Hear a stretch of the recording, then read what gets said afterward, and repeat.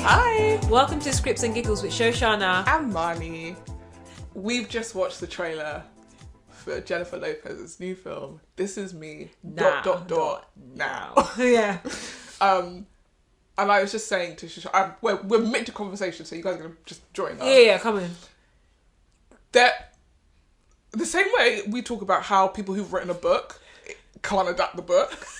I do not think that you can write about yourself in any reality because you are yourself. 100%. I'm never going to write myself as a villain. No. Because I don't think I'm a villain. This is going to be a beauty beauty shot. A beauty editorial It looks for like 2 hours. It looks like a perfume advert. It does. But for 2 hours. Honestly. Okay, so and for context, I think it's got to do with her... I think it's an anniversary since her first or most famous album, This Is Me. And then she's now doing This Is Me Now. And I think the album is coming out with it. And I think this is more going to be like a album movie to celebrate that with music videos.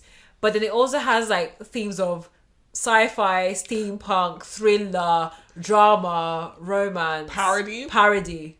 Satire. Satire and celebrities. All in one film. I was so confused because I definitely saw it on social, but I didn't like play it because I just thought it was an ad. I was like, oh, J-Lo looks pretty. Oh, she's got another movie coming out. Great. Wow, she's like watching the trailer. Like, this is a story about a woman who's just a hopeless romantic. Yeah, all I want to be is the only place I want to be is enough. And it says it's also the fact that it says in the trailer from the heart, soul, dreams, emotion. Oh my god! I have to be honest. I do think Ben Affleck has an influence on this. I do because Ben Affleck like lying in bed and she's like, "Oh, I just had the weirdest dream," and he's like, "Right, write it down." His notebook out. Exactly. He's an Oscar award-winning director, and he's also an Oscar award-winning writer. Yeah, they wrote Good Will Hunting together. That's wild. Literally crazy. That was their first film they wrote. Crazy. So he's gonna obviously be giving her tips when she's like, so in this scene, what I feel like my motivation is, he's like, no, you have to ask yourself, what's the conflict? Oh my god! If she wins an Oscar for this, I'm living. Be for real. I'm that basically means I could, from my heart's dreams, emotions of Shoshanna, I could literally go and make it. Do you have an album to accompany it? Not today. But I feel like you could make one. Yeah, I did say, so before we jumped on, I did say this is something that I believe Beyonce would have done. It's given a Beyonce music album. It's Lemonade. It's Lemonade, yeah. Where every video has a music video to it, has a theme, it's all tied together. It's Lemonade, but from the perspective of the villain. I'm sorry. In this context, Jennifer Lopez is Jay-Z in Lemonade, but like, imagine Lemonade, but from Jay-Z's perspective, where he's like, oh my god, I only slept with Becky once, leave me alone. Really? I'm just a hopeless romantic. Oh my gosh, but I just keep on meeting all these guys. I want to find love. No, that's all. It's not my fault. God. I'm so wanting to see how they're going to portray Ben Affleck's character and also the husband. I bet he won't be in it until he's either right at the beginning or right at the end. To start the movie where it's like the moment where they broke up, or it's right at the end. Yeah. Or she's like... Or they put him in the Easter egg credits. I finally found it. What? Love. Oh! Because that is what the script is giving. When he was like, he's like, you don't feel like anybody else. She's like, that's because I'm not. Oh my god. Sorry, this is so like... This feels like it's going to be a massive flop. But it's on Prime Video, so I'm going to give it a watch. It's going to be a flop that I think will become iconic for being so bizarre. But that's how Ben and Jen met on one of the worst films, Jiggly or Jiggly. Yeah. And, at least they're together now. Okay. So... They are proof that true love wins. Yeah, apparently. You can... What's it called when they come back around? Ride back? You know that phrase where people go back to their exes? And I can't remember what it is. Well, the kids say it. You know. Kids, if you're listening. You know. Tell like, these two Maya and Stormzy did it. Yeah. Yeah, I feel like Loki is kind of cute to be like... Because as I was saying to Shoshanna off air, I thought they were just one of those like celeb couples that were doing it for clout. Yeah. But for them to get together now, and it's like, we don't even need that. Do we need the press? I'm Jennifer Lopez. Like, people know me. And I'm Ben Affleck. People know you, and we're still like oh, there's something about you. That's what makes me feel like, okay, maybe this is real love, but it feels so random. And also because the time difference has been so long, it was like they must be talking to each other that whole time. You come on, no. What? For real? They've no. been. You're not gonna not talk to me for 10 years and pop up back in my life and we get married. No. They have been talking to each other. There's no way they haven't been talking to each other. Because wasn't Jennifer... Somebody... I feel like there was a bit of tension. Like, someone asked Jennifer Garner something about Ben Affleck, and she basically implied, like, yeah, they... Like, if you think those guys are cute, you're not paying attention to the story properly. Like, there's... She's always been, like, the ghost in that... The third party in that relationship. What? No, she was with Mark Anthony and they were having their twins and they were all happy. And yeah, and he had kids as well. And they were probably still like, I love you. Wow. I was like, where are them kids? Yeah, where are they? You never see Jennifer Lopez with them kids. No, but I think she also tries to keep them private. She doesn't want it to be like the Mariah kids or the Beyonce kids or any of the other kids. So. Or the Ben Affleck kids. Or the Ben Affleck... But no one sees Ben Affleck's kids I've either. seen them though. Really? I've really seen them. But, yeah. Wild. We're going to watch this coming out February 16th. Yes. We're going to get ourselves some popcorns. It's like an anti-Valentine's movie. Honestly, the way it's positioned, it's like, it's talked so much about love, it's making me be like, do I want to have that kind of love? Yeah. Also, I don't know why, but her bangs in this are so big. Yeah. I think it's hiding something. Secrets. Secrets, Botox and lies. That's a big bang. But I honestly, I'm like, I saw the trailer and I said, oh, thank God for cinema. Yeah. Because I'm so glad we still live in a time where you can just be like, what? Yeah. And what isn't like another Marvel film? It's like, no, Jennifer Lopez decided to make a movie about herself. You're like, what? I mean, the sci-fi, the special effects look great. Well, I thought they were looking a bit meh.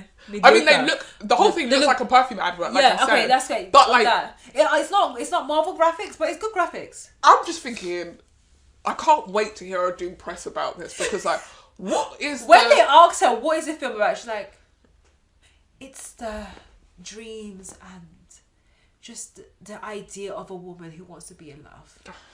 I'm gonna cry. Oh, it's honestly gonna be like that speech that Lady Gaga said. Like, there's 100 people in the room. There could be 99 people in the room, and all you need is one of them to believe in you. I could not believe that she said that in every single press talk. Do you know what's crazy? Every single one. I've been meeting directors about a project that I'm working on at the moment, and in every interview, we have to describe the show. Yeah. And it's so interesting the things that come up every single time. Yeah. Like clockwork. So like in today's one I was like, I really feel like the other people in this room could not talk and I could, from memory now, verbatim say what they say in these meetings. Because it's sometimes you just can't help yourself saying, why would you say it differently? But like, I'm always so aware of people being in a room who would have heard that story before, and I probably would always try and tell it just a little bit differently. Yeah, just a little. Give it a little pizzazz. Entertain the kids. Yeah. My colleague and I, whenever we go to meetings and they are like, tell us about yourself, has his speech, and then like I would say like the third or fourth time we did that, I was like, can I ever go telling the story? Because I think I can tell it exactly how you tell it. And he was like, all right, come on. The person we were meeting with was like, what's going on? Oh my god! Like, so I don't know either one of you, and now you're gonna tell me something that happened to him. Yeah. I'm like, yeah, imagine I'm him. So basically, I used to be. But at the end, he's like, I'm gonna give you 7 out of 10 for that. Okay. I was like, it was perfect. We move. I did forget a bit. But again, you got the full story. Exactly. Yeah, so, and actually said it quicker probably. Yeah, exactly. Keep it concise. Yeah. Because we don't need all the... Yeah, he's not going to remember all the details. I got rid of all the superfluous details. Yeah. I did my script editing. I chopped that story down. Yeah. From 10 pages to 2. Efficient That is a great job. Honestly. Yeah. But shall we get into the pop? Oh, actually, one more thing we should mention. It's Shoshanna's birthday. Oh, yeah, it is. Shoshanna's birthday on the pod, guys. Wish Shoshana a happy birthday. Happy 50th. Day. I'm actually going to get you. I mean, I may be 50, but I'm looking. Black did not crack. She looks 49. Absolutely. 50, but she doesn't look a day of 49. I'm not revealing my age, but let's just say we thank God for another year. Every year's a blessing. In true Shoshana fashion. That's exactly what I expected you to say. Bring the Lord into it. In fact, She's gonna lead a prayer for the next. Yeah, so Everyone bow your head. If you want to hear the prayer, stay posted. When we at the end, when we play the string of music at the end, if you stay, you will be able to join them. Join the prayer line. The prayer line. We're trying to keep it to a concise 10 minutes, but if the spirit takes her, the spirit takes her. Okay? So just buckle up. Shall we get on to what culture? Let's do it. So, I watched Love Island. All Stars. Yeah. So All Stars, Love Island All Stars, is when has-beens. Okay, I scrapped that. No. When because I was going to say something. Yeah, because there's a couple of patterns that come through. Love Island former contestants who have not found love come back to a villa. I'm assuming in South Africa or somewhere warm. Okay. To have another chance at love with fellow the same people they met the first time and they rejected. So that is Love Island All Stars. I think definitely Love Island is in their franchise era. Love Island's in its flop era. Yeah. We've already talked about this before. It's in its flop era. Yeah, but we had they tried desperately to get out of flop. Yeah, but they had Love Island Games, which was on Peacock, but it did really feedback was good, that it was a good show. Mm-hmm. I didn't watch it, but this is a UK iteration of bringing back stars and trying to again form this big Love Island moment.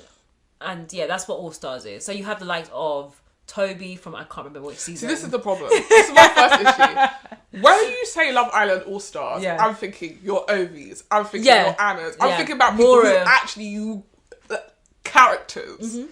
Those are your All Stars. I get it. Those people might have found love now. They're not going to want to come on here. Exactly. But can't you do a spin on Love Island where okay, you have to compete in a couple still. Yeah. But it's not to find love. It's to win. But that's outsmart your players. But that's Love Island game. That's and I think that works because there was no expectation of love. Yeah. Some people did find love or some find something. But there wasn't that expectation. And then there was global. So they kept on bringing the UK, the US, Australia, whatever. Scott was on it because Scott was in their house. Scott was homeless for the whole of summer. He said, please put me somewhere. Oh my gosh. But this one, you just have some stars, some recognisable faces. Yeah. Some I'm not gonna lie, I was Googling the contestant's name before because the plastic surgery, because because they are now big stars, they have now they've changed and grown up. Some of them started when they were 19 and now 25. So they've grown up. So their faces have changed, but also a bit of Nip and Tucker's intervention to help with that. Because Georgia's on it. I literally had to Google her because I was like, who's this woman from when Georgia was on the show? Oh, Georgia S. I remember when she was on her show. Whoever that person is now in the show looks completely different. Anna, I think her name is, from season 1. I mean, when I'm saying that she's... The Scouse girl. Yeah, and she looks... I'm not trying to demean be disrespectful or be disrespectful, but she looks significantly different. She got work done. Even she had a date yesterday with one of the guys who was also on season 1, and as she was walking away, the guy was like, did you get your butt done? And she was like, yeah, I did. And I was like, well, she's proud of it, she's happy with her look. It is what it is. I feel like the worst thing you could do is have work and be like, no, I didn't have work. Yeah, of course. Because it's especially if people have clocked it, you might as well be like, yeah, I did. So I respect that. I always think about, like you said, people go on Love Island so young that when you see them again, they're still 25 isn't old. Even so to have had lots of work done would imply that you don't need it. No, and then when they're saying, oh, I'm so young, I'm so old, I'm ready to settle down, I'm 26. I'm like, sit down. I'm so old, I'm ready to settle down, I'm 30. I'm like, okay, I understand. But the ones that have been like, oh, I've been looking for love for the past 4 years, 5 years, it's been hard, I'm ready to settle down. I'm like, I think you can wait a little bit longer. Mm-hmm. I think you're okay. You're going to be fine. You're going to be fine. So, and then they have Anton, they have Toby, they have some guy called Lewis. A star aware. Exactly. Apart from when the girl who was matched with ate him up, she was a star. What was her name? Oh, Belle. I can't remember her. I can't remember, he said something and she was just like, oh yeah, they did, the challenge where they're like, you got to kiss the girl that you find attractive, give a ring to the girl that you want to marry. Oh god, and he went up to everyone but her.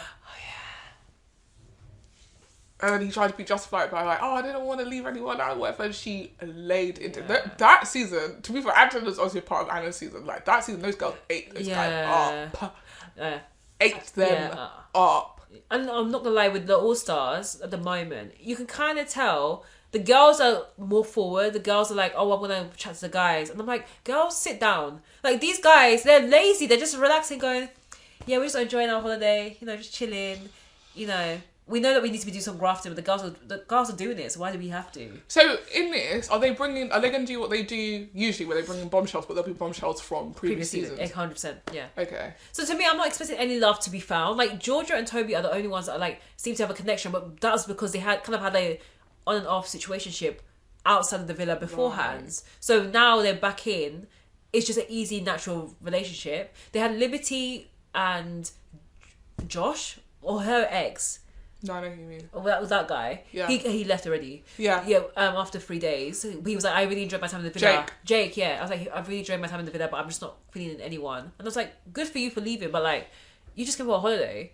And also, it's awkward because your ex is here. And you got coupled up with her. And you got coupled up with her because the public obviously wanted to mess around. You have Kaz, who's like Liberty's best friend. Yeah. Again, and the only black girl who's on the show at the moment. And I'm like, girl, you know the wahala you went through when you won your season, and you've also seen it with every single other black female contestant apart from India. Why are you back here? But I actually feel like she may be the only one. Who was Kaz coupled up with? Because they made it to what, maybe fourth or third? Yeah, it was that guy, the mixed race. Was it the mixed race box head guy? Could be anyone. Yes, I think I know who you're talking about. Part of Destiny's Child. No, he wasn't. No, he wasn't. No, because there was one guy that kept dipping in and out. Yeah, there was a guy that kept. There was a guy that kept on messing her around. He was also going to be part of Destiny Childish. Who was she with? But yeah, he was like a mixed race guy. But she, again, I don't think she's going to find anyone. I think she's probably going to be... she's going to probably leave this weekend because they're recoupling and none of the guys are connected with her. Lewis, she's been chatting with him. He likes Demi. So it's like, what's the point? Is it worth watching? It's okay. I mean, this time of year, the TV is not like always that great. That's so, perfectly honest, I have been watching because it's just like a nice thing to watch, and I think it's better than the Winter Love Island because at least you know some of the faces. Yeah, no, and you know some of the drama, and also because like you have some of the exes that are coming in, but it's really starting to fray into Ex on the Beach type of vibes, which I never watched Ex on the Beach, but. Once I think you have there was Callum and Molly from one season. I can't remember which one. They came back. They end up coupling up together. But I think the frustration is that I don't think anyone's gonna last because no one really finds any of the other people attractive. Because again, if they wanted to have got with these people, they would have. Yeah, I think that's the thing, isn't it? It's what you want. I feel like maybe what you could do is have like either the girls are returning all stars or the boys are returning all stars, and then there's new people, other like opposite sex, new people from the opposite sex because it's Love Island and other people who've been on Love Island, they know they'll probably have seen those other seasons. That dude, I remember him. Tyler was Kaz's so looking at them now, they do not fit together at all. No, he was like what's that guy's name? The Irish guy for Amber.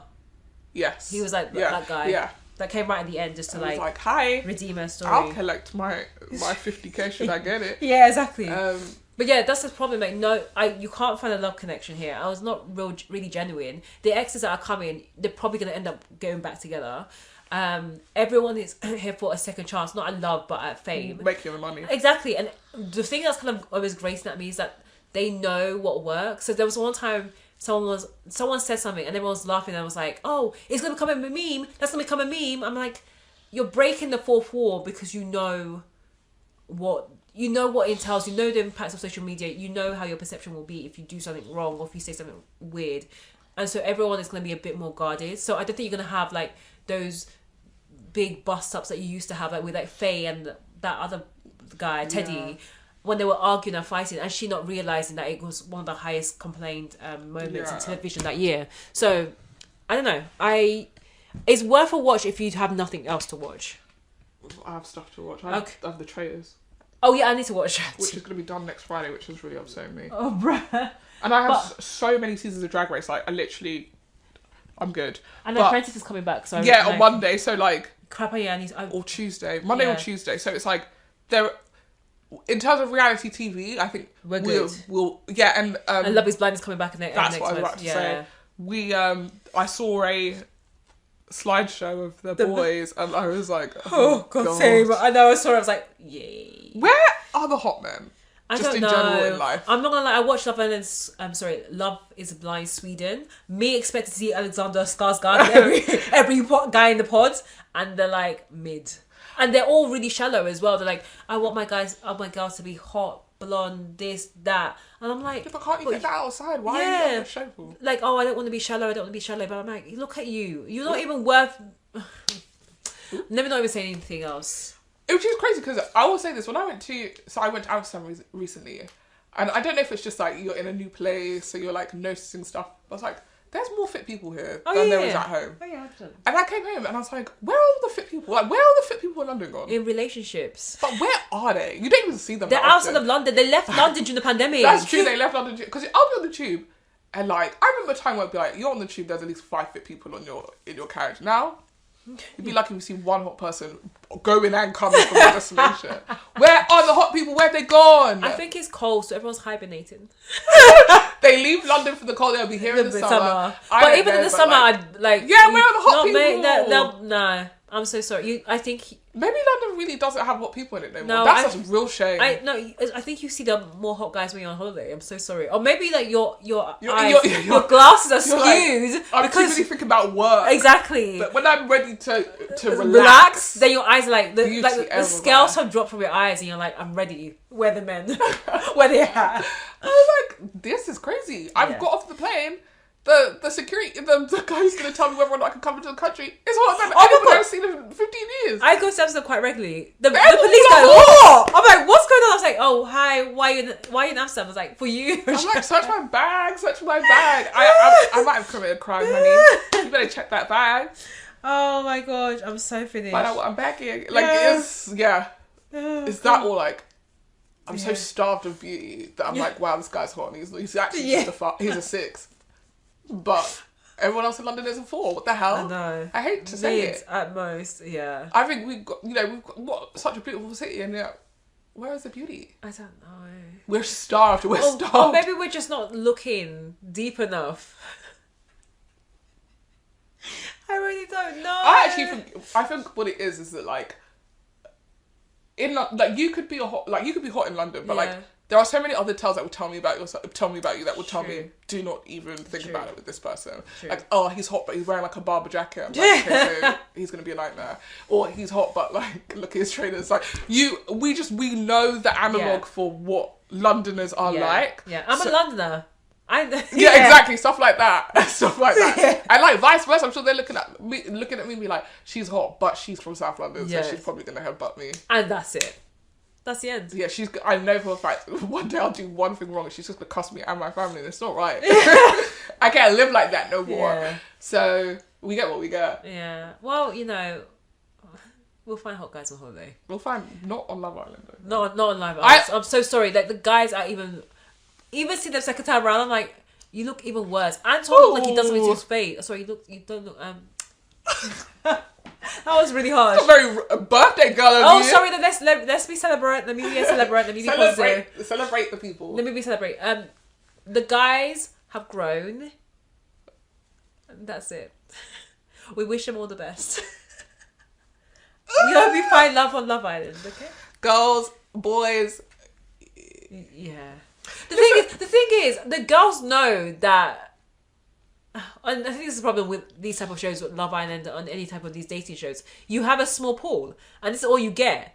And so, if none of the guys are your type on paper, you just have to make it work. Ugh. So that's the phase that I'm seeing, where girls are like, "Oh, I didn't really look at you, but now we're getting chatting. I think you're kind of cool." I'm like, "You're just doing this so you can stay on the islands." Yeah. But and in real life, you would never have done this. I also think the other thing is that like, I feel like good seasons of Love Island have been where, okay, maybe I'm watching it, I'm like, none of these guys are my type, but they at least are entertaining and they've got Yeah. good chat. Like, I can see why the girls there would like them. Yeah.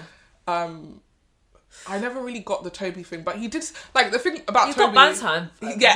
Is that he was so much younger than me when I was watching the show that I was like, me personally, I would avoid like the plague, but these girls are flocking to him. Yeah. And he seems like a sweetheart. Yeah. So I'm happy for him. Yeah, same. Him and Georgia feel like a nice couple, even though she was like, he's 1 year younger than me. And I was like, oh, this really sounds familiar. Somebody that we know. We're not going to name names. Not to be ageist, but yeah. As a birthday girl myself who's growing 1 year older, I just, I'm not going to say anything about age. Over the course of this recording, she's aged from 16 to 48. Yeah. In other pop culture news, this is sort of a mini review of this episode. Yeah. Shall we talk about Saltburn? Let's do it. We don't often talk about films on here. No, but Saltburn really got the girls and the guys in a chokehold, and the parents.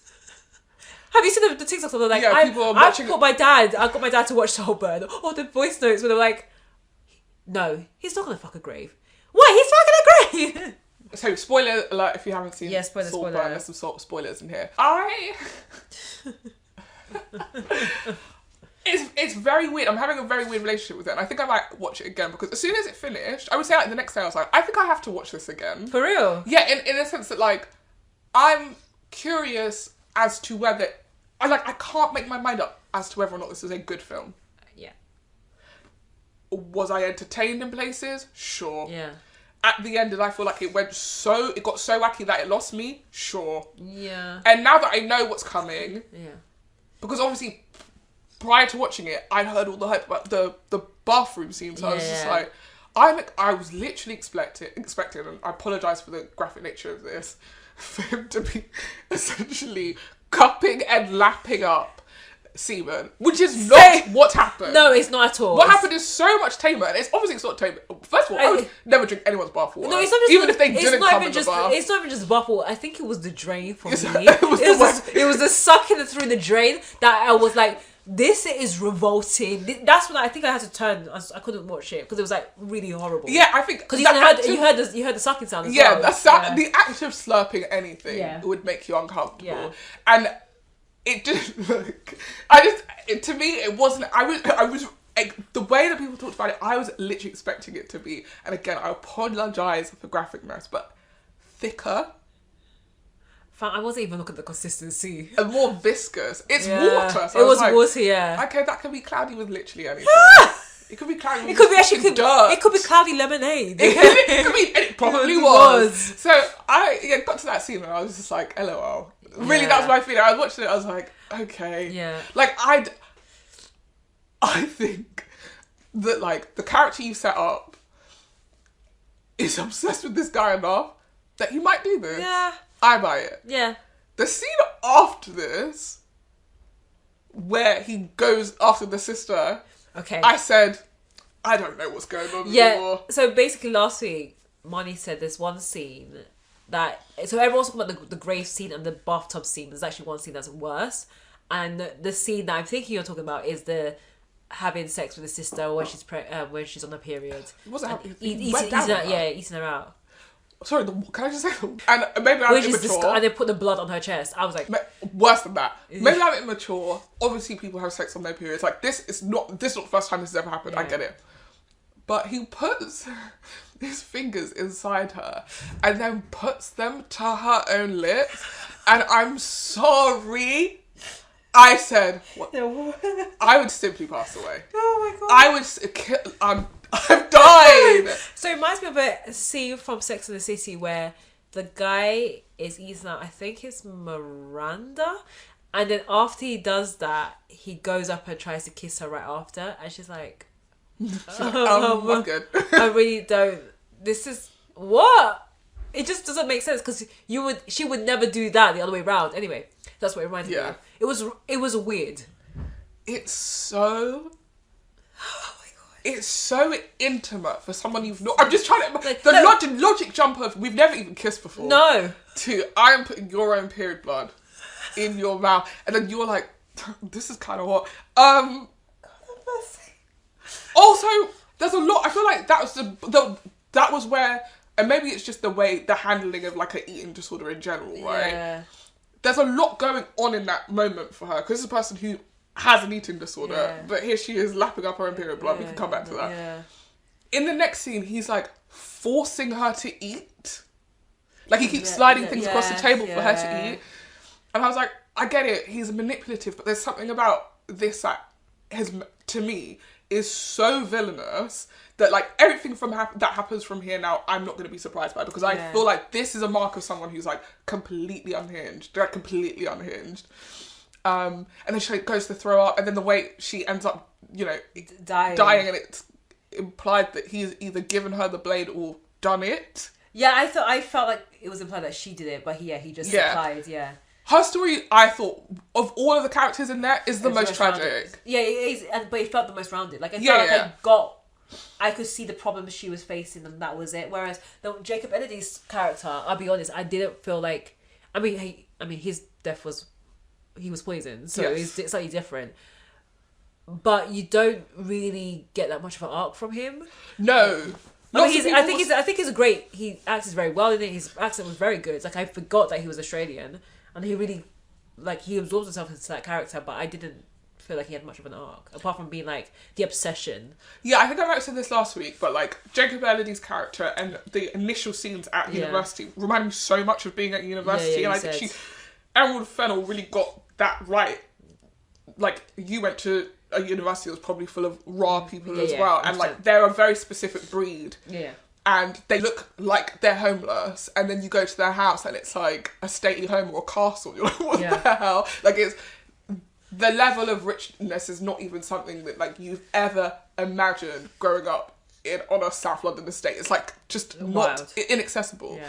And I think she got him right down to a T where like everyone's kind of obsessed with him. They're not quite sure why. Yeah. Like no one's like, he's just the fittest guy. Like they never pinpoint what it is about him. Is it that he's the richest guy? Is it that he's the fittest guy? Is it that he's the smartest guy? Like, it's none of that. He just has some sort of... He has an energy. Like, people are drawn to him. Yeah.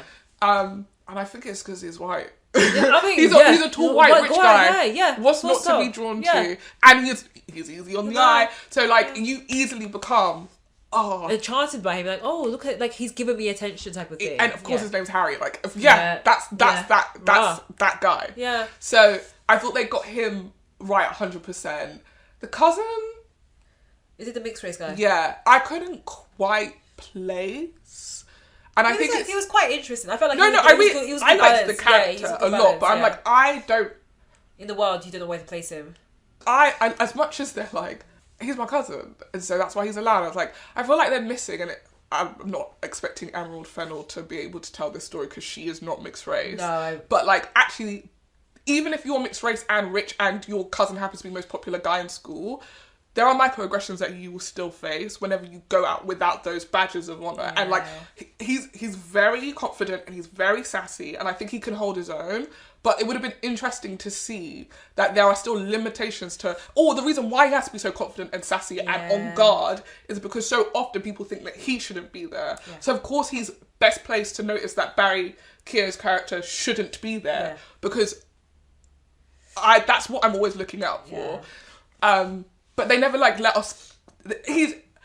You don't go below the surface with him either. I mean, there's only apart from, they don't say out loud that he's gay, and then the big thing that he has with Barry is that like, I'm going to seduce you. There's there's that, but there's one scene where he's having an argument with Jacob Elordi's character, and I can't remember his name, Harry, where I think it's the whole thing about his mum and something to do with money. Yeah. And he was like, oh, is it because I'm black? Or he didn't say, is it because I'm black? I think he does. Or does he actually say, he says race. He does. He was like, oh, don't do that. Don't bring race into it. And I'm like, okay, that type of dynamic makes sense, especially when you speak to... I don't think weirdly, I didn't buy that's a conversation that two cousins who've grown up, like... Yeah. That's not, I just don't know if that's how you play that. I wouldn't suddenly turn around to my cousin and be like, it's because I'm black. Huh? But I've been black since you know me. I thought that whole issue was to do with the money aspect. No, 100%. And the money is that foundation. And the minute money is brought out and there's issues around it, that's when there's distrust. And I think it's very easy to be like, you now distrust me. Is it because I'm black? Yeah. So I actually understood that. But then has it's a big jump. Always been, like, yeah, we would know. Yeah, we would know that there's always been, because at one point Harry says he's been kicked out of every single school he's ever been to. Yeah. And what could have been interesting is if he's been kicked out of every school he's ever been to because, and I think he says because he's tried to fuck the teachers. But wouldn't it be interesting if it's like because he's stolen stuff or he's taken just something that says implies that he has experience, his bad behaviour is to do with him being black, because fucking teachers is more to do with the fact that he's gay, right? Yeah. And that's what it felt like they wanted to comment on more, like, oh, he's the only gay person in this, but nobody says the word, no one's saying out loud, oh, he's gay, but the way that he presents, and everyone seems to understand that he's gay, and the way that Barry seduces him is because he's gay. But I think there could have been an interesting element if it was like this unspoken thing that they say, which is like, oh, he gets kicked out because he's got bad behaviour. And really the truth of it is they kick him out because he's black and he gets in trouble. And that's what we think black people do. That'd be quite interesting, but I not to be rude or just my personal opinion, I just don't think that the writer has no. And to carry, and I actually appreciate her not trying to do it, because we've seen and we know when a white writer tries to write a black narrative, and we know how epically wrong it can go.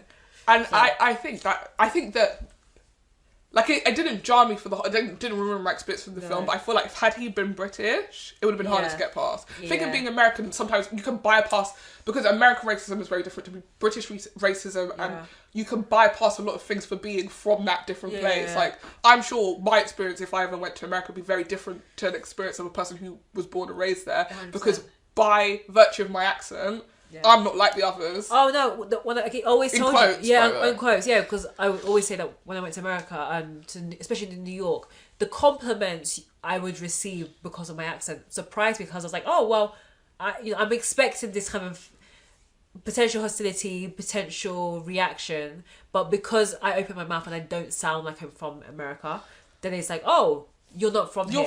You're foreign. Yeah. So you're more foreign than you are black. Exactly. Which makes it a very interesting dynamic. So. Yeah. And I think the same happens here. I think if he had grown up on an estate, then it would be different. Yeah. And to me, the conversation about class, which this film is trying to have, would be more interesting. Yeah, true. Because you would have someone who was genuinely... well, again, can you call him working class because his mum is related to, like, his mum is like, but I feel like that to me is more interesting. There'll be a bigger contrast of class versus what we see. And I think about something like, I know it's like not in the same realm, but something like a Fool Me Once, which is massive on Netflix. Can I just say the opening titles to Fool Me Once are some of the worst fucking titles. The music, the actual title, I was like, this is horrible.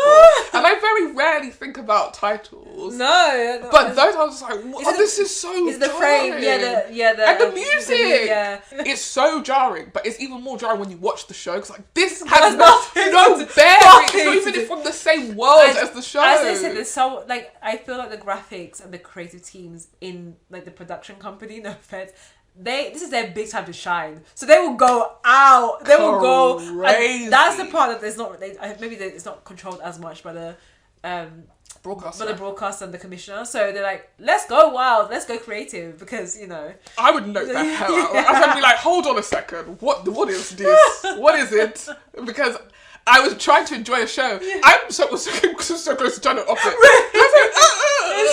Based on these titles, I know I'm not gonna like this show. No, I mean it's definitely a type of audience that would like this, that really gets to the show. Because for me, the first couple of episodes, I was like, this is not my bag. It's too soft. It's just every single little bit of tension. The music goes duh, duh, duh. Like, I'm like, what the hell? Okay, let's come back to we'll come back to because we've both seen that. Let's finish Saltburn. So actually, talking about Fool Me Once in comparison, there is that actual divide in class, and you kind of see, and maybe it's because you kind of know Michelle Keegan's backstory, that she's not from that world. With Judith, played by the ab fab woman, I forgot her name. Yeah, I can't remember her name. It was so bad. and that side of the family. I want to say Julie Andrews. Yes, absolutely not. And Richard Armitage, she's not from that world, so you can see that contrast in class. Whereas this one, you didn't, because everyone felt like they were rich. Even Barry Keoghan's character, he's not that poor. No, and that's I think there's a reason for that. That was my biggest and note. not that poor. Like that's really bad. Like, he wasn't poor at all. He wasn't poor. He's like middle class, if anything. So my biggest note, and it's interesting because we're working on something I'm working on a project right now, and we were talking about, we have this character who is pretending to be rich. Yeah. In reality, he is not. Yeah. And somebody suggested, but what if he was richer than we've got him currently? Like currently we've got him that he just lives in a normal house. His mum lives in a normal 2-bed house, and he's renting a property with someone else's money. That makes him look richer than he is. Yeah. And I was like, when I watched Saltburn, I was like, oh, Barry's character I don't trust, right? Because he's doing weird stuff in this family, but I wasn't expecting it to be that he had lied about his past and that he was actually much more well off than he said. And when I found that out, I was like, well, why what's the point? You don't need to do this. And I was thinking about it a bit more today, and I was like, I guess the reason why it didn't work for me is that it felt very much, definitely towards the end, and after you find out about his family being middle class, that this was about money for him. Yeah. Whereas actually, if they tried to make it be a bit more about status, then I could buy it. Because it's like, yeah, I'm middle class and I have money, but I'm never going to be that kind of rich. I'm never going to be able to walk into a place and everyone's going to clear space. It's I'm not going to have maids. It's about influence. Yeah, that's the fact. The way they present that family, you never really get to see their influence because they are in the house the whole time. Yeah. So it's people coming to them and like, oh, they're so rich there. They've got this life. Like when Henry like gives him a tour of the house, and he's like, oh, that's that library down here. Like, and it's like, I, even as a person who could rewind this back, have no clue where we're at right now. Like, it's just so confusing. Like, your bedroom and my bedroom have the same bathroom, but like we're on one side of the house, and it's like a whole thing. I get it. They're rich, but that was it about the family. They were rich. I mean, perfectly honest, the family lifestyle, the family dynamic wasn't something that you would envy. If anything, Barry's character had a more homely family that they actually cared for each other. Whereas this one, no one talks to each other. Again, everything is about status. Everything is about optics. So even when, spoiler alert, Jacob Elliott's character dies, the family are like, okay, let's bury him tomorrow and then let's move on. Even though everyone's crying, but there's no connection that brings the family together. I felt in comparison to Barry's character, Barry's family.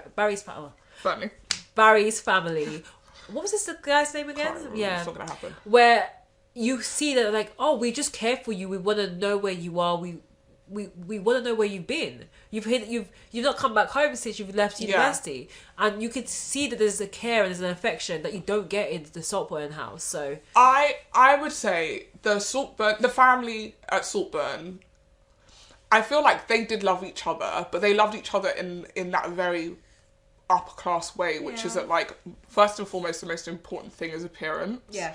And so, like, yes, my son has just died, but I'm not going to I can't be seen to be falling apart. I need to hold myself together, and like that trumps emotion in this family. So like, so a lot of what you're saying is true. Like, you bought 100% that Barry's family really missed him because they were able to present themselves like that.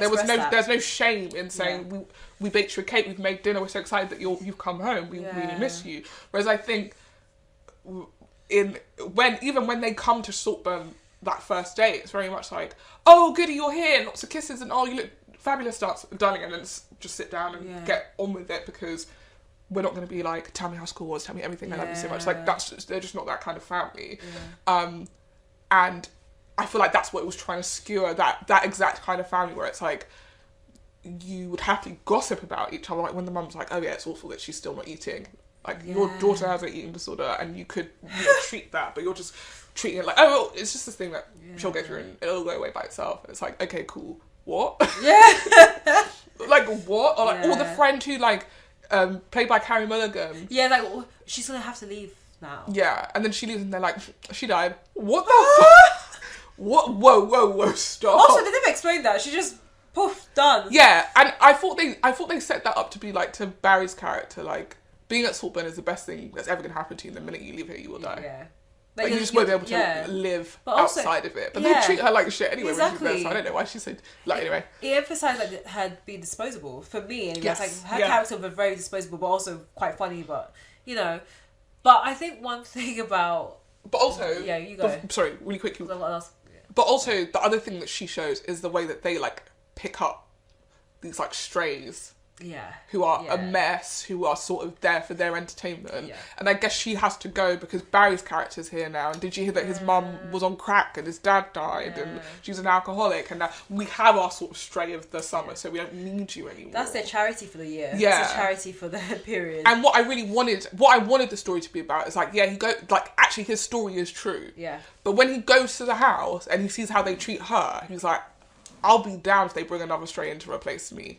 I'm going to be the stray of the year. I'm going to be stray of the lifetime. Yeah. Anybody else in this house who's coming for my title, they're going to be out. I wasn't expecting it to be like, oh no, I'm just going to kill the entire family and take their house. I don't know. I was like, oh, that's a bit... Yeah. This film is weird because the hype got me. Like, there was a lot of hype about this film. As we mentioned it, I think a couple of podcasts ago, where TikTok is what I think brought people to come and watch Saltburn. Plus, it was helpful that it was on Prime. Mm-hmm. And seeing everyone's reactions, like, oh my goodness, the grave scene, and oh my gosh, the bathtub scene. And then I watched a lot of interviews with Emerald Fennell, that's her name. As she talks about the characters and talks about the shows, and it really gave me the impression that there was quite a lot of dimensions to the film. Mm-hmm. And then when I watched it, I'd be perfectly honest, I don't feel like it had as much dimension. Yeah, it's quite flat. As I expected. So I was thinking, oh, Saltburn, this could be like a potential like Oscar type of movie, and I'm watching it, I'm like, it's not. It's interesting, but it's not. It doesn't have the layers, and it doesn't provide the character profile that Emerald described when I watched her in interviews, where she really kind of gave the layers of Barry's character and some of the tension and issues that he faced, and why his character is so interesting. Whereas I don't think I got that in the film. Yeah. I just got that this is someone who's obsessed with Jacob Elordi's character. Yeah. And he'll go at any lengths to do it, but I never still got the reason why. Which I know we talked about on another show as to giving your protagonist or antagonist, I can't remember which one, a backstory. Like, you know, when something like Dharma, like, do we need to know why he became a serial killer or serial rapist? Do we need to understand that aspect of his life to be able to humanize him in a sense? Because in that way, I'm not talking about Dharma now, I'm talking about even Barry Keoghan's character, that it gives him a bit more dimension, so you can understand, okay, this is why his mind is like this, and this is why it's twisted. Because at the moment, all I'm seeing is his twistedness, but I'm not understanding why. Yeah. And at the end of the film, I don't think I got that. All I got was, it's probably like a sequence of just really weird, wacky moments that's they get people talking in between some dialogue. That's how it felt like, and that's why I didn't feel like it didn't live up to the hype that I thought it was going to. So that all those scenes, like the grave scene and the bathtub scene, the period scene was the worst one. And then, of course, like, the dancing at the end, which we could talk about afterwards. Yeah, I mean, there had some comedic moments, but I just felt like maybe it didn't live up to the hype that I gave it in my head. I think that, like, no offense to Emerald Fennell, if I'm wrong, please write to me. or not. Yeah. But I feel like she really thought she ate with the twist that he was up behind it the whole time. And it's like, but what the character you presented, I wouldn't put it past him. Yeah. And so I feel like what you want to do is catch us by surprise, he has to be a lot smoother than the way that he presents. Yeah. And I feel like he presents from at least the minute they get to the house, you're like, what? Something's not right. Something is not right with this guy. Yeah. So at the end, when he does his big flourish of like, I was behind it the whole time. I punctured his bike. I was the one I had money in my wallet the whole time to pay for the drinks, but I didn't. It was like, okay. Yeah. This isn't the worst thing you've done, and this doesn't surprise me in the way that you think it's going to surprise me. Yeah. It's actually giving me more questions than it's answering, because he also says at the end, I loved Harry, but I also really, really hated him. Yeah. And I was like, well, which is it? Yeah. Because I can buy, he sees Harry and he's like, I want to be that guy. I can't work out if I want to be him or I want to fuck him. Yeah. One of the two. Yeah. And that is what's playing. Maybe that's... But then why kill his parents and his sister? You know? So then either it's from the beginning he saw Harry and he's like, I'm going to take your family home, which I think Harry is rich enough that he's the kind of person that they that you could probably, he has a Wikipedia. He's that kind of rich, right? So maybe it's possible that he was like, he came to uni, he Googled everyone that was there, went, oh, this guy's the richest, I'm going to become his friend, I'm going to steal his house. Again, I'm struggling to understand why a 18-year-old is like, I've come to uni to steal a house. Or is it that at some point in being at Saltburn, the idea fermented for him that like, I could have all of this as well, I wanted it. But we don't know, like I agree with you, we don't know exactly where that plan comes together for him. And so all of the, like, trying to figure out the cause or why he's like, it all is muddled. Yeah, I mean, and so that dance at the end, I'm like, I don't really know what, like, and that dance is both. It feels like Emerald Fennell being like, "Fuck you, I got you guys." Yeah. And I'm like, but you didn't really get us because like, what have you got? No, there's nothing. Like, how have you got me? I didn't get it. I think I'd be really interested if like maybe at the end that reveal where he says, "Oh, maybe in the year before he goes into uni, or the year before that year that he meets Jacob, like his well-off family became bankrupt, and then." You know, they're now poor and he feels like he's going to get kicked out of school, and then he befriends Jacob and, like, he uses that as a plot. I mean, it's a wild plot, but it's just, it gives a reason as to, like, the why, because I still never got it. Like, okay, he's gay. Okay, he's attracted to Jacob's character. Yes, Jacob is very attractive. I don't think he's gay. I think he just like. I don't even think he's gay.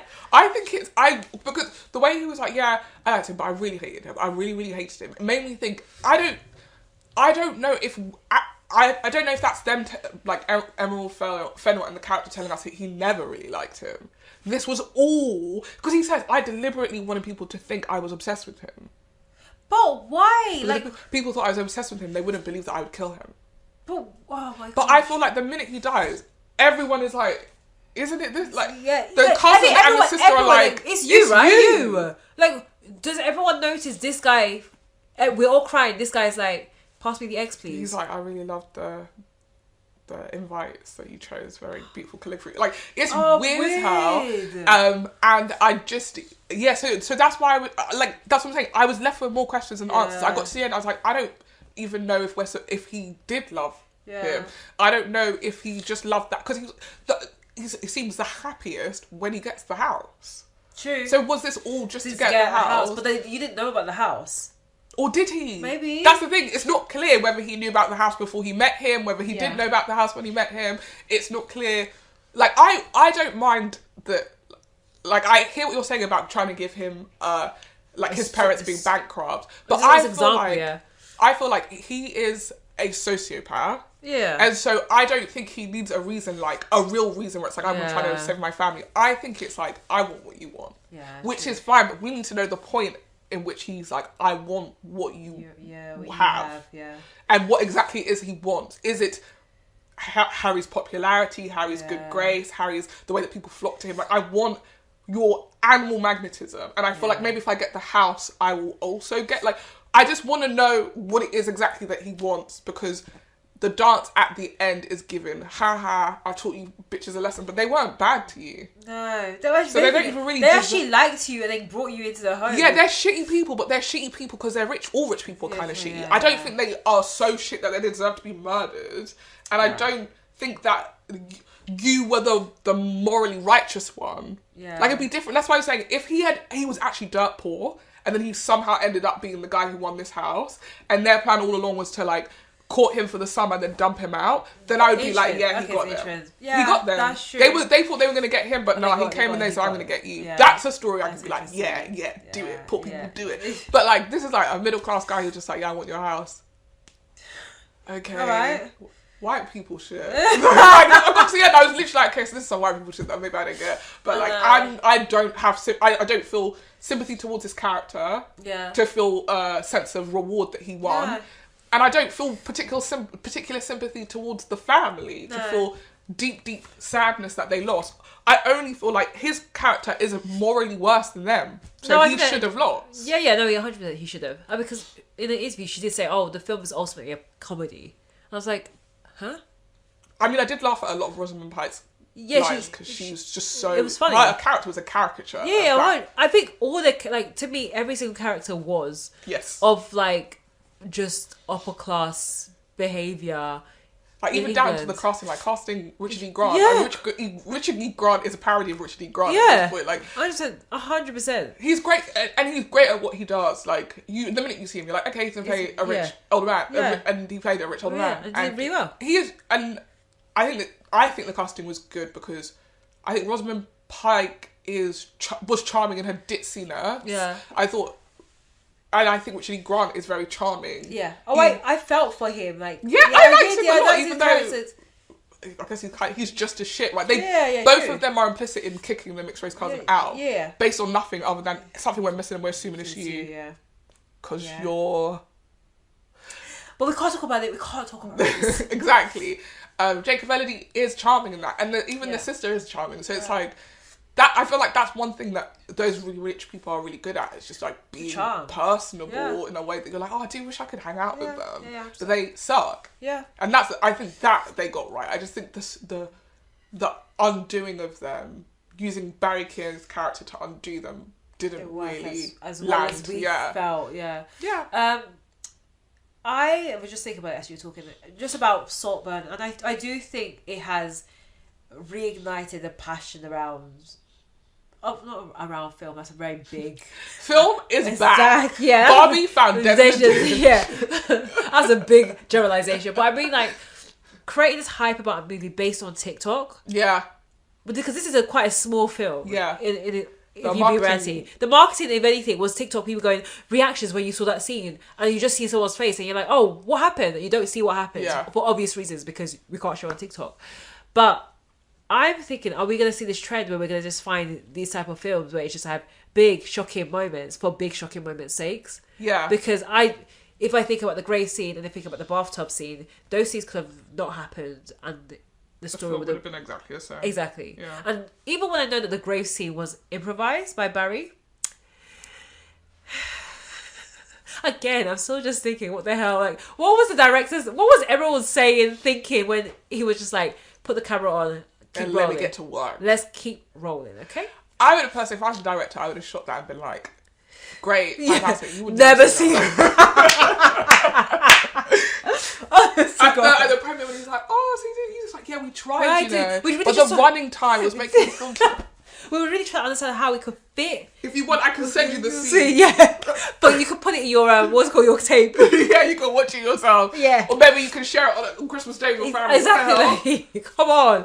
So those scenes would not need, maybe the period blossy interesting to keep. But I'm just wondering, are we going to start seeing these films where we're going to have these just shocking moments for shocking moments' sake? Because, perfectly honest, we don't need that in the cinema. We need good narrative. Sorry.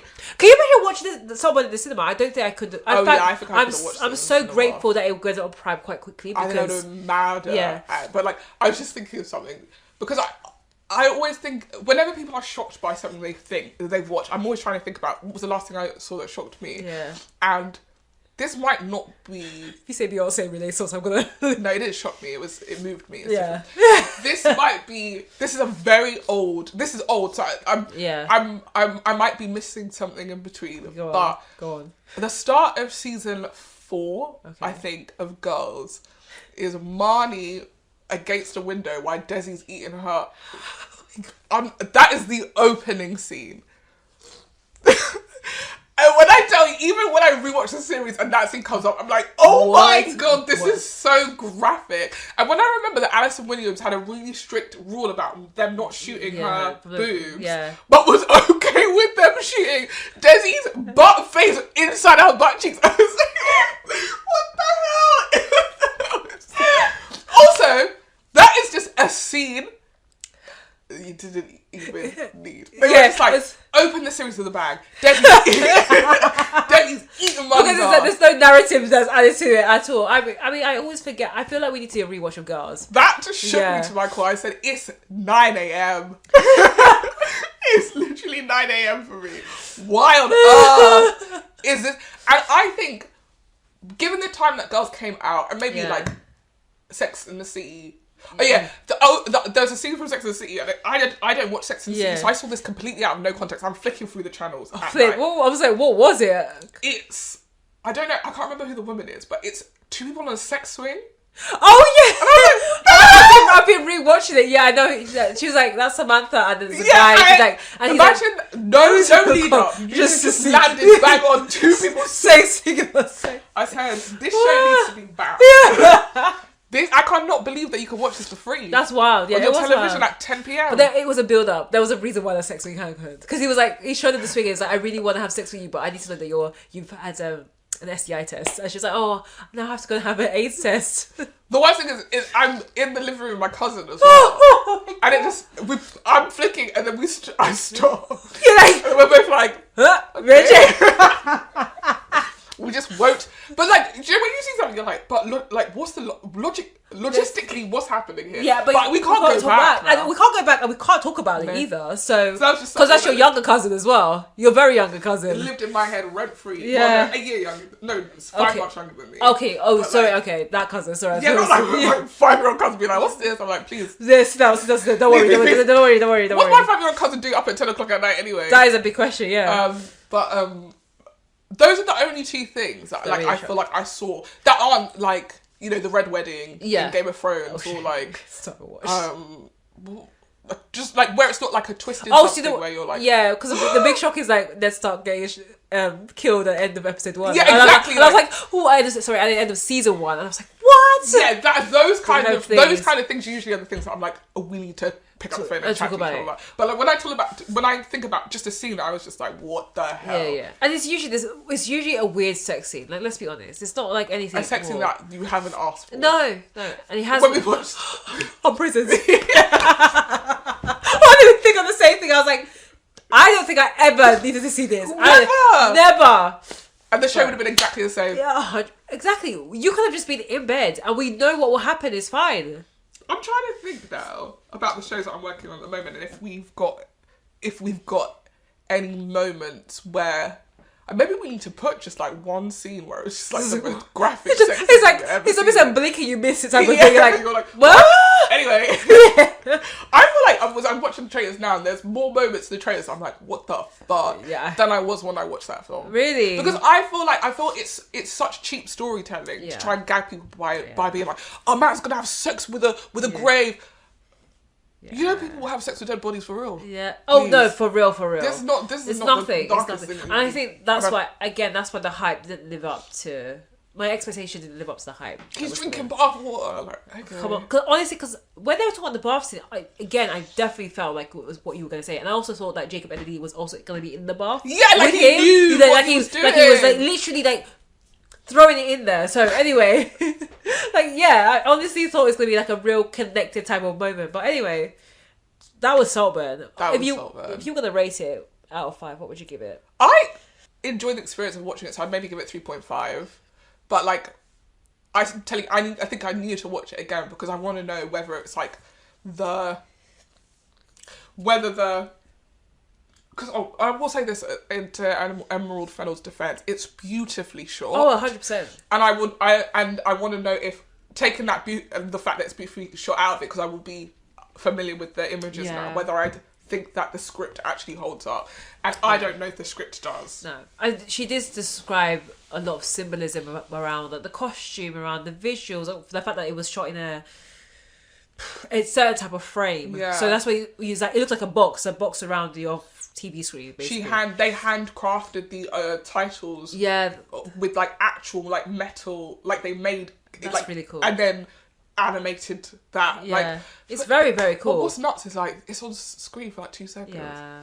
I mean, I love that attention to detail for sure. Like that's the kind of person you want to work with, right? Yeah. Someone who's gonna think about stuff like that. And it's symbolic for a reason, and there's a story behind it. But equally, at the expense of the story, no thank you. I'd rather a good story and then like shitty titles, but not like for me once. Which was a shitty story and a shitty title. No. I would give Saltburn probably the same. I enjoyed it for what it was, and again, I like the performances. I feel the performances were good. I think it was an interesting story. Pause. Go on. -5. Why? I'm gonna give it 3. Barry Keoghan's Liverpool accent doesn't exist. he was doing his normal accent. Yeah, was he supposed to be Like, Irish? no, he's supposed to be from Liverpool.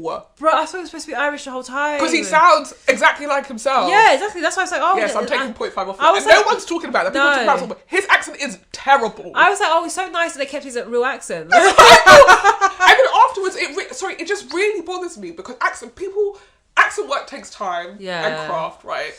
And when you shot the first scene and you heard his accent, I'd be like, pause. The character's Irish now. Yeah, just make him Irish. It doesn't change the story at all. Yeah, but I'm not gonna make people who are from Liverpool sit through listening to an accent that's so obviously not from there. Yeah, because I honestly was like, oh, like he's Irish, and I did think Jacob Kennedy's accent was really good. So I was pretty impressed by it. Yeah, but you know what's really interesting? I saw a scene. Someone is the audio from Euphoria is making the rounds on TikTok, and like listening to it back, I was like, he's fully just Australian. Sorry, we've been patting this guy. Yeah, his British accent. I feel like Australian to British is actually not that hard. No, I think it's Australian to American that's quite hard. I was listening to it, I was like, sorry, this man is Australian. I need to rewatch and we've been lying to ourselves. I'm telling you, being tall and white and a man. Oh, you get away with anything. Absolutely. Like, he's incredible. His accent sucks. I think it's. It doesn't suck, but it's like if it drops. I need to watch it like Euphoria again, but I do think it was an interesting story. It got me to watch a film on Prime that was good because Prime I use it to watch cheap Christmas movies over Christmas. But this, I think it was something that was worthwhile. It felt premium, and it was apart from the fact that it lacked a bit of depth. I thought it was a good story and interesting, and it got people talking. So you know. Okay, so our last segment of the app is we're gonna get Shoshanna to use the TikTok filter White Boy of the Month and see who she gets and how she ranks them. Yeah. Because as you know, we've been talking about who could play. We were talking about White Boy of the Month when it was trending, and I get to revisit our white boyfriends. Oh yes, the good white boyfriends. The league of white boyfriends. Yeah. We say who is a believable white boyfriend. But in the meantime, to wet your palates, let's see how Shoshanna does. I mean, you're gonna do it next as well. Okay, fine. Yeah. All right. Oh wait. You got to get rid of the one that you've got. Okay, let's actually start again. Yeah. I feel like I'm a child. I feel like I'm elderly when I'm on this type of okay, there it is. No, you've unchecked it. Oh, okay. Oh my God. I know I've grown a year older, but I do feel like I'm a different generation. Okay, so we're gonna start now. Okay, Shoshanna has Evan Peters. Oh, he's not that bad. I'm gonna give him a 7. Okay. Out of 10. Oh, this guy, he's from the Disney shows. I don't know who that is. I've never seen that man a day in my life. He's blonde hair. And Sorry to this man. Yeah, I don't know this man. 9. Why would you put that 9? You don't know who he is. That's so funny. This dude from Josh Hutchinson from Hunger Games. He's tiny 8. Told you Shoshanna hates short men. He's in Stranger Things. What's his name? Something. I don't know. I'm gonna give him a 6 because I think they're gonna be worse guys. Adam Driver. 5. Hater. Tom Holland, you know what? For personality 4, but he's shorty. Wow, shorty made it into the top 5. Who's this dude? Oh, that guy from The Bear. Oh my God, Will Poulter. Yeah, he gets 3. Okay, yeah, so you know. Okay, Andrew Garfield gets 2. You think you're gonna get a good number 1 and you're not. Who the hell is this? See, I told you. 10. Some guy. Oh no! We didn't get to number 1. I think it's number 1. Okay, can we please do this again? We're gonna do it one more time. All right, one more time. Oh, Pete Davidson 10, 100%. Adam Driver 7. Cillian Murphy 8. Cillian Murphy 8. I can't even say his name. The blonde guy that we can't remember from Disney Channel 6. Rip. Jacob Kennedy 2. Since we've been talking about him. Dark. This blonde guy, I don't know who he is. 9. Oh, the guy from The King's... Yeah, I can't remember what his name is. 5. He's a shorty as well. Oh, Jonathan Bailey. That's 4. not Jonathan Bailey. Yeah, it is, right? It is. Will Porter. Yeah. 3. He's gonna be a number 1. Oh, Andrew Garfield. That's fine. That's a good one. That's a good mix. That's okay. a good mix. I'm happy with that. I'm gonna do mine. Okay, so now it's time for yours. Okay. Who's that dude? That guy's in Teen Wolf. I don't know. I'm gonna put him at 10. Who's that dude? Oh my God, it's a guy from Criminal Minds 2. What? He's got curly hair. Harry Styles? Absolutely not. No. Please. Oh, he should be higher. 100% should be higher. I don't. The blonde guy. We're gonna find him who he is afterwards. It's Cillian Murphy, 3. Okay. Miles Teller. I'm gonna put him at 5. Okay. Oh my god, Aaron Taylor Johnson, number 1. Really? How you get? Who's this dude? Paul Mescal. Oh my gosh. 7. What? I thought we get higher. Noah Centineo. Oh, I would give him 4. Oh, He's going to be 6. Who is Who's that? this? I don't know. He's kind of. He's not bad. 4. You got a good list. I think it's got. I really wanted. I want Pedro Pascal. Penn Badgley. Oh yeah, I got Pedro Pascal on the previous one. He's my number 1, but Aaron Taylor Johnson's kind of actually my number 1. He's so hot. What do you mean? I don't know. There we go. That was our white boys according to the filter on yeah. TikTok. When are they going to do Black Boys of the Month? Isn't there Asian Boys of the Month? Month. There's a Black Boy one, right? Is there? No, I don't think there is. Is there? I've seen one with Michael B. Jordan. Okay. No, that's just when they do one where it's like a bunch of guys. Okay. And they make you do like a March Madness type of thing. Anyway, we need to do you know what we need to do? Every month we go through our white boys. No, we need to pick a race. And you have to have a boy from that race for the month. This feels very problematic. No, because then everyone's included. Yeah, that's true. But South Asian boy of the month, East Asian boy of the month, Caribbean boy of the month, African boy of the month. we could do that for Black History Month. Latino boy of the month. Yeah, that'd be nice. Indigenous boy of the month.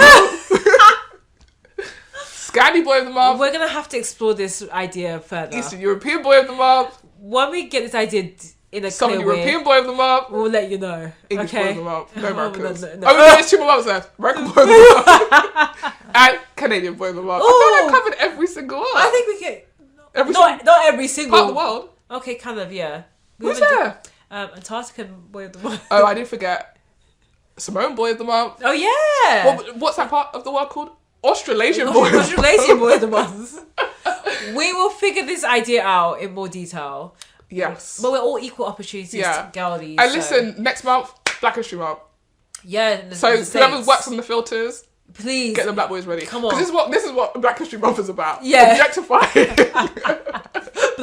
Black boys and girls. Okay? Please. Let the boys have a go as well. Yeah.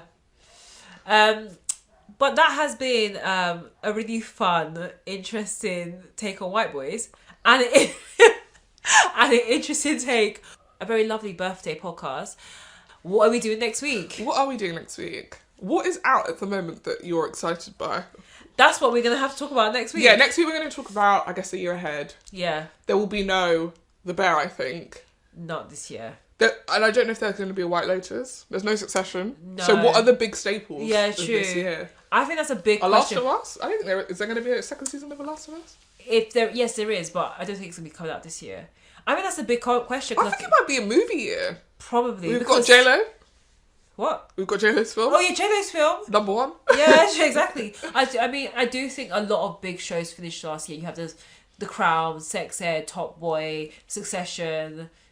Like, there was tons of shows that have finished. So I will be talking about Traitors when Traitors is done. Yeah, I think I need to keep your eyes peeled. Is it worth me having to rewatch series 1, or can I just jump into You don't have to watch series 1, but someone I know has started watching Traitors and they're watching it from season 1. And I think they would actually make a brilliant traitor, which is quite scary. It's quite scary. I mean, when you watch the show, you'll understand that it takes a certain type of person to be able to look people in the eye and just like blatantly lie to them. And people keep telling him that he would be a good traitor, which isn't a compliment. That's not. No, that's an insult. I think you need to be worried about the people you surround yourself with. They're like, you are a liar. Yo, absolutely. What's it called? A compulsive liar. Yeah, I think he's good at being personable, which is a good part. Like, part of it is a popularity contest. Like, people don't want to vote for people that they like. Yeah. So I'll be going home first. No, you'll get through it. No, they also, if you are neurodivergent or weird in any way, you're going home. Because people are like, something dodgy about you. I'm like, yeah, I have asthma. Ow. Get that bitch out, she's breathing too hard. This is scary if you're even a little bit different. That's really, but that's a reflection of the world. 100%, 100%. And they got rid this season. They got rid of all the black people real quick. So that's something. More so than the last season, I've noticed. Like, it feels very tense in a very rich, to me. like But I feel like as a person of colour, you're so... You're fixing... You notice it more than anyone else. Yes, exactly. Yeah. I don't think anybody else there would be like, that was deliberate in any way. It's like, but the way they are turning on people, I don't trust him. It's like, why don't you trust me? Yeah. No, say it. Why don't you trust me, girl? Interesting. I think I do need to watch it. How many episodes? Oh, not that many. Okay. I think Not that many, actually, because the finale is next week. Oh, really? And there's 3 episodes a week. Oh, really? I don't think I'm going to be able to get up to it by the time we next record, but let's wait and see. I would say if you do start watching, skip the challenges because like they're a waste of time, and then you'll probably be able to catch up a lot quicker. Okay. But anyway, we're going to be talking about the shows that we're excited for this coming year, things that we've been seeing, any trends that may come to life. We'll talk about some of the award shows as well. There were a couple this week, and we just need time to get our heads around. There's award shows every single week. Every minute of every day. You know. But yeah, this has been Scripts and Giggles with Shoshanna. And Marnie. Wait, which birthday girl Shoshanna? And birthday girl Marnie. That's right, we're twins. We've been holding on to this secret, but it's time we admit we're both baby twins. I was so done. And both of us just turned 12. Who'll be the eldest? Wait, we've gone from 48 to 60 to 12. Be for real. But yeah. Bye. Bye.